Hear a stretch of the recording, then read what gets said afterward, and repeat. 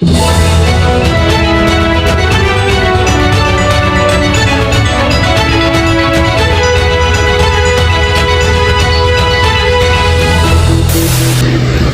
pagi pemirsa, saya Bintang dan Anda sedang menyaksikan topik hari ini. Pagi ini kami mengangkat sebuah isu yang tidak boleh kita tutup mata, yaitu rasisme antar suku di Indonesia. Sebuah realita yang masih terjadi di tengah semboyan Bhinneka Tunggal Ika kita yang kita bangga-banggakan.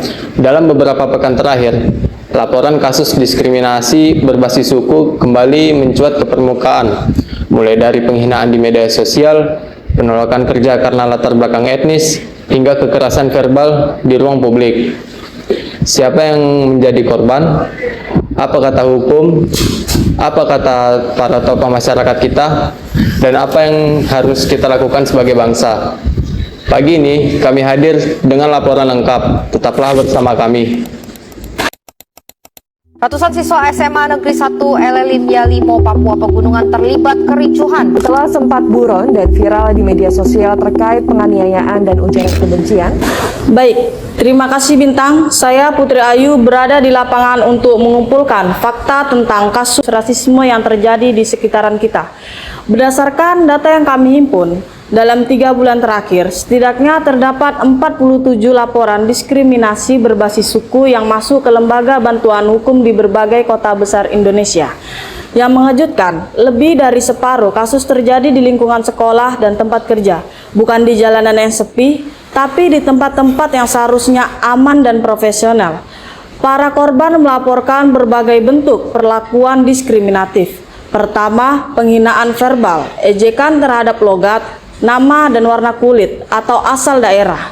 Yang kedua, penolakan atau pengucilan, tidak dilibatkan dalam kelompok karena dianggap berbeda. Yang ketiga, penyebaran stereotip negatif di media sosial yang menonjolkan suku tertentu.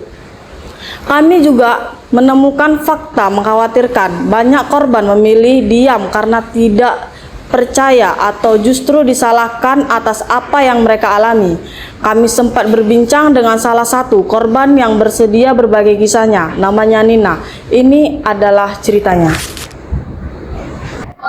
Baik Nina, terima kasih sudah mau hadir pada pagi ini untuk menceritakan pengalaman Anda yang pernah dirasisme terhadap teman Anda. Bolehkah saya mendengarkan cerita pengalaman Anda? Boleh Kak, saya bekerja di perusahaan swasta. Awalnya semua masih berjalan dengan lancar, baik. Tapi lama-kelamaan saya merasa ada yang aneh karena ketika berkomunikasi mereka bercandanya berlebihan. Mereka mengatakan bahwa saya tidak pantas bekerja di perusahaan modern seperti ini. Baik, bagaimana perasaan Anda saat itu? Pastinya saya sedih Kak, sangat sedih, kecewa juga karena saya sudah bekerja keras untuk bisa sampai di posisi ini. Dan saya sudah kuliah, saya belajar, saya berjuang untuk mendapatkan ini semua. Tapi yang mereka lihat hanya dari mana saya berasal, bukan apa prestasi yang saya lakukan selama ini. Apakah Anda sudah mencoba untuk melaporkan kasus ini? Sudah. Saya mencoba melaporkan kasus ini di atasan saya Kak, dan responnya sangat buruk, mengecewakan sekali. Ketika saya laporkan kejadian itu, dia bilang teman-teman yang menghina saya itu hanya bercanda dan saya responnya terlalu kebaperan, terlalu sensitif. Cara saya merespon bercandaan mereka. Jadi saya memilih untuk keluar dari pekerjaan itu bukan karena saya menyerah, tapi karena saya tidak mau harga diri saya diinjak-injak oleh orang-orang itu setiap hari terus-menerus. Baik, apa pesan Anda untuk mereka yang mungkin mengalami hal yang sama seperti Anda? Pesan saya untuk mereka yang merasakan hal yang sama seperti saya adalah jangan merasa takut, jangan sedih, jangan kecewa. Suku Anda bukan kekurangan Anda. Jangan biarkan pendapat orang lain mendefinisikan siapa Anda, dan Anda berhak mendapatkan kenyamanan dimanapun Anda berada. Itu saja sih Kak pesan saya. Baik Nina, terima kasih sudah mau berbagi cerita pada hari ini ya. Kini telah hadir pakar sosiologi Dr. Noy. Baik, selamat siang Dok. Selamat siang Putri, terima kasih telah mengangkat isu penting ini. Dari sudut pandang ilmu sosial, mengapa rasisme antar suku ini masih sering terjadi, Dok?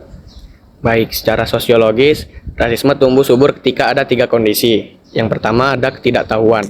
Ketidaktahuan, orang tidak benar-benar mengenal budaya suku lain. Yang mereka tahu hanya stereotip yang beredar turun-temurun. Lalu yang kedua ada ketakutan. Ada rasa terancam ketika seseorang merasa orang luar masuk ke dalam kelompoknya. Dan yang ketiga ada pengabaian. Ketika lingkungan tidak menegur tindakan diskriminatif, perilaku merasa tindakannya adalah hal yang wajar. Berarti semboyan Bhinneka Tunggal Ika ini masih belum benar-benar kita terapkan di kehidupan sehari-hari ya, Dok? Benar, kita hafal semboyannya. Tapi, belum tentu kita hidup dalam spiritnya. Ada jarak antara pengetahuan dan perilaku. Pendidikan multikultural kini masih sebatas hafalan di buku teks, belum menjadi pengalaman dalam kehidupan sehari-hari. Apa solusi untuk dokter yang bisa dokter merekomendasikan kepada masyarakat setempat, Dok? Baik, ada 3 hal. Yang pertama, pendidikan yang benar-benar inklusif. Anak-anak harus diperkenalkan dengan budaya suku lain sejak dini, bukan hanya lewat buku, tapi lewat interaksi langsung. Lalu yang kedua, dari penegakan hukum yang tegas. Diskriminasi berbasis suku bukan sekedar masalah moral, itu pelanggaran hukum. Dan yang ketiga ada keberanian sosial. Ketika kita menyaksikan rasisme terjadi, diam bukan pilihan netral. Diam adalah dukungan tersirat kepada perilaku. Baik, Dokter. Terima kasih sudah memberi tanggapannya, Dokter. Baik, setelah mewawancarai Dr. Noy selaku pakar sosiologi, sekarang kita akan mewawancarai masyarakat setempat untuk meminta tanggapan beliau terhadap kasus rasisme antar suku. Pak, boleh minta waktunya sebentar? Boleh. Baik, Pak. Selamat siang, Pak. Siang, Mbak. Bagaimana tanggapan Bapak terhadap kasus rasisme ini yang masih sering terjadi, Pak?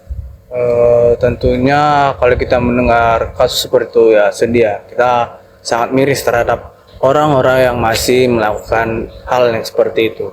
Karena kita tahu di Indonesia ini bukan 1 atau 2 suku aja, tetapi banyak macam suku yang ada di Indonesia ini. Baik, apa solusi agar rasisme ini tidak terulang lagi, Pak? Solusinya untuk hal tersebut tidak terjadi ya kita tidak perlu menjelek-jelekan suku yang lain, tidak perlu kita mengolok-olok suku yang lain, cukup kita hargai saja suku kita, maka suku yang lain akan menghormati suku kita juga. Baik, Pak. Boleh minta satu pesan untuk generasi muda supaya tidak terjerumus ke dalam kasus ini, Pak? Untuk generasi muda, pesannya kalian adalah generasi masa depan Indonesia, jadi tidak perlu melakukan hal yang seperti itu karena jika hal itu terjadi bisa akan terjadi konflik sesama antara suku-suku yang lainnya. Jadi cukup hargai aja suku kita dan kita hargai suku orang lain juga. Baik, terima kasih Pak atas tanggapan Bapak. Terima kasih ya, Pak. Baik, tadi kita sudah mewawancarai pihak masyarakat, sekarang kita akan mewawancarai pihak kepolisian kita. Selamat siang Pak Arif. Boleh minta waktunya sebentar? Selamat siang, ya boleh. Baik Pak, dari sisi hukum, apa perlindungan yang tersedia bagi korban rasisme di Indonesia ini Pak? Terima kasih Putri. Indonesia sudah memiliki sejumlah instrumen hukum yang relevan. Pertama, Undang-Undang Nomor 40 Tahun 2008 tentang penghapusan diskriminasi ras dan etnis. Setiap tindakan diskriminasi berdasarkan ras dan etnis adalah pelanggaran hukum dan dapat dikenai sanksi pidana. Kedua, Pasal 28 Undang-Undang Dasar 1945 menjamin hak setiap warga negara atas perlakuan yang sama tanpa diskriminasi. Ketiga, untuk kasus di media sosial, Undang-Undang ITE dapat diterapkan terhadap konten yang menyebarkan kebencian berbasis suku. Baik, tapi nyatanya banyak korban tidak berani melapor Pak, atau merasa laporan mereka ini tidak ditindaklanjuti. Bagaimana kepolisian merespon ini Pak? Melindungi semua warga tanpa memandang suku, agama, atau asal daerahnya. Baik Pak Arif, terima kasih banyak Pak sudah menanggapi kasus ini. Ya, Pak, terima Baik, kasih Pak. Sama-sama. Iya. Baik, tadi kita sudah mendengarkan pendapat dari berbagai pihak. Sekarang kita kembalikan ke Bintang di studio. Terima kasih. Pemirsa, dari laporan siang ini, satu hal yang menjadi jelas, rasisme bukan warisan budaya yang harus kita lestarikan. Ia adalah luka yang harus kita sembuhkan bersama. Indonesia berdiri di atas keberagaman. Lebih dari 1.300 suku bangsa hidup di tanah ini. Itu bukan beban, itu kekayaan. Tapi kekayaan itu hanya bermakna jika kita saling menghormati. Kepada para korban diskriminasi, Anda tidak salah lahir di suku manapun. Jangan biarkan siapapun membuat Anda malu akan asal-usul Anda. Kepada kita semua, mari mulai dari hal kecil. Hentikan lelucon yang berbau suku, tegur teman yang berprasangka, dengarkan cerita orang yang berbeda dari kita. Seperti kata Pak Rahman tadi, duduk bersama, makan bersama, dan saling mengenal. Sesederhana itu, karena bangsa yang besar bukan bangsa yang seragam, tapi bangsa yang mampu merayakan perbedaannya dengan bangga. Saya Bintang, terima kasih sudah menyaksikan topik hari ini. Sampai jumpa siang ini dan selamat siang.